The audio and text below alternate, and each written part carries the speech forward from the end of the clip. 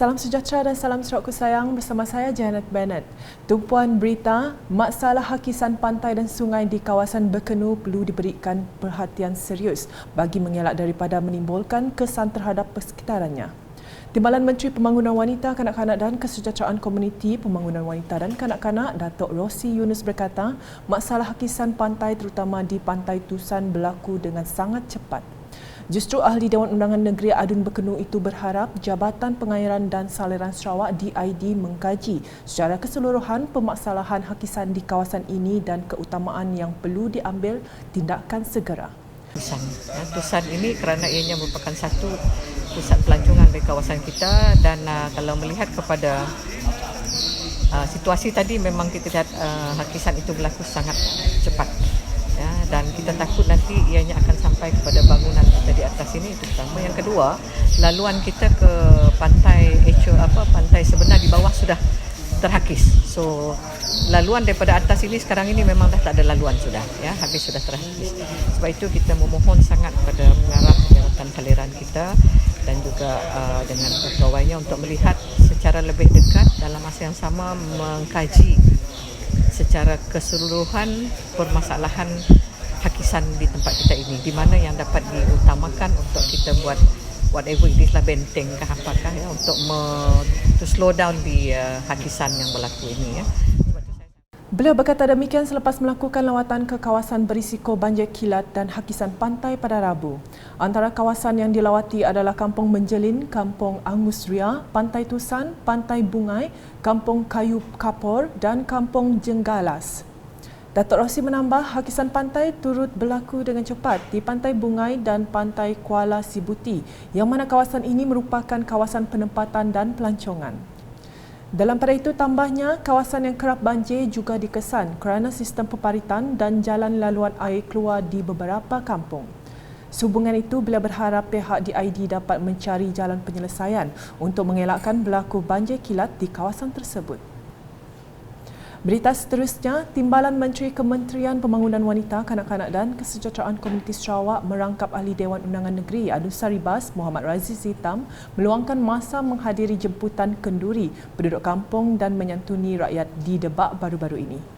Beliau juga berkesempatan menyantuni penduduk kampung dan berbincang dengan pegawai daerah Betong berkenaan dengan isu semasa di Kampung Melayu Debak. Pada masa yang sama, Muhammad Razi juga turut menziarahi seorang pesakit, Celenggar Billy berusia 72 tahun yang mengalami penyakit darah sel merah yang cair. Beliau kemudian menghulurkan sumbangan peribadi bagi membantu menampung kos perubatan Celenggar. Dan pada itu, beliau juga ke Kampung Debak Laut bagi menghulurkan bantuan kepada seorang penduduk kampung bagi meringankan kos perubatan beliau. Sementara itu, Timbalan Menteri di Jabatan Premier Sarawak, Integriti dan Ombudsman Datuk Mushid Diranja Dr. Juanda Jaya mengadakan lawatan ke tapak projek-projek di kawasan Beting Maru. Antara projek yang dilawati adalah projek baik pulih ban di kawasan Kampung Semarang Pusar, bina baru parit konkrit di Dataran Temenggung Kadi Beladin, bina baru Dataran Kejat di SK Pusar, bina baru tandas dan tempat parkir food court Tanjung Pasir Pusar. Beliau yang juga Ahli Dewan Undangan Negeri Adun Jemoreng menyeru semua projek yang sedang dalam pembinaan mesti disiapkan mengikut tempoh ditetapkan. Beliau turut berharap agar kontraktor yang menjalankan projek dapat menjalankan tugas dengan baik sekaligus memberi manfaat kepada penduduk kampung. Di Ngemah pula, Ahli Dewan Undangan Negeri Adun Ngemah Anyi Jana telah mengadakan kunjungan ke Pejabat Pertanian Daerah Kenawit pada Selasa. Kunjungan tersebut bertujuan mendengar isu-isu pertanian di Kenawit, khasnya bagi kawasan Dewan Undangan Negeri Dun Ngemah. Dalam pada itu, terdapat beberapa isu penting semasa sesi taklimat yang perlu dihebahkan kepada orang ramai, khasnya mengenai bantuan dan peruntukan yang disediakan oleh Pejabat Pertanian.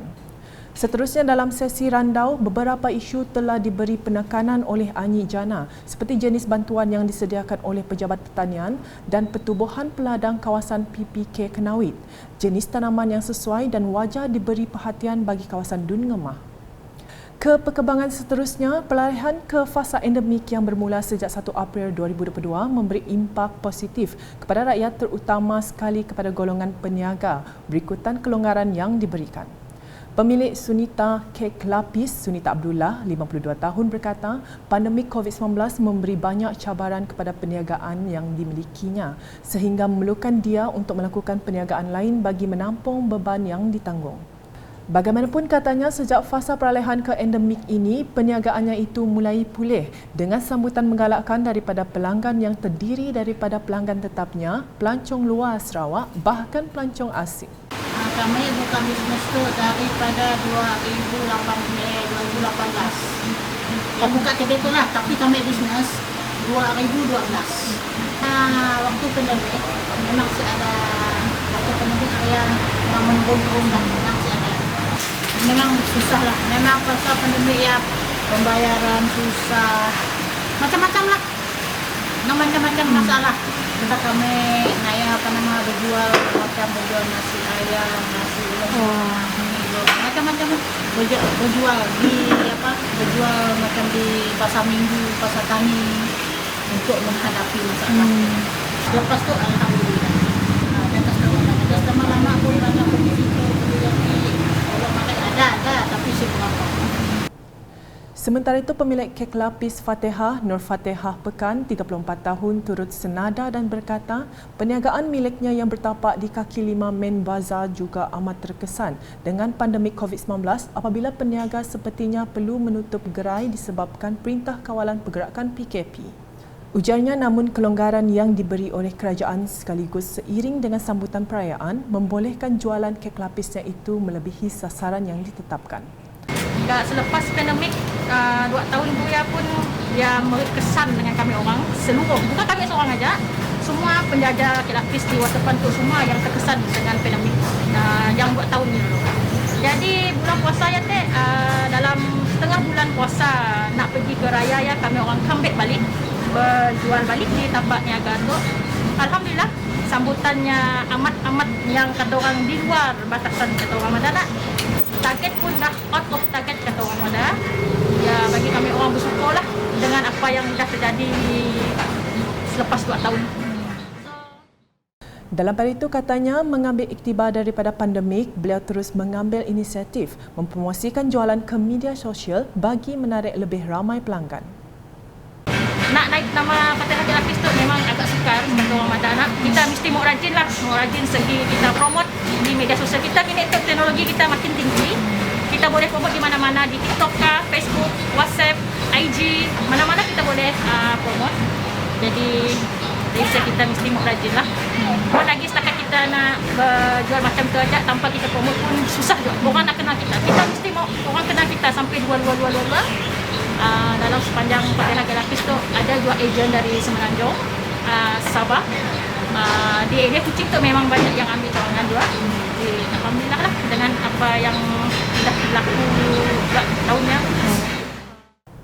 Di Sebuyau pula, Ahli Jawatankuasa Kebajikan dan Sosial Dewan Usahawan Bumiputera Sarawak DUBS telah memberikan sumbangan kepada keluarga mangsa Bot Karam dari kampung Masjid Sebuyau. Sumbangan berupa barangan asas serta wang tunai itu disampaikan oleh Roslyn Long selaku wakil DUBS kepada isteri mangsa Nur Hanifah Muhammad di kediaman mereka pada Rabu. Beliau memberitahu bantuan tersebut dihulurkan atas harapan ia dapat mengurangkan sedikit beban serta menampung pembelanjaan keluarga berkenaan setelah kehilangan seorang anggota keluarga. Untuk rekod, mangsa Isa Uja yang berusia 34 tahun masih belum ditemui sejak 20 April lepas, manakala usaha pencarian pula masih diteruskan oleh agensi-agensi berkaitan seperti pihak maritim, bomba dan Angkatan Pertahanan Awam Malaysia APM. Sementara itu, keluarga mangsa merakamkan penghargaan kepada DUBS atas keprihatinan dan kesanggupan mereka menghulurkan bantuan berkenaan.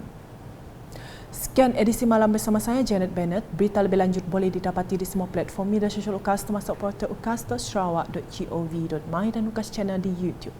Salam UKAS.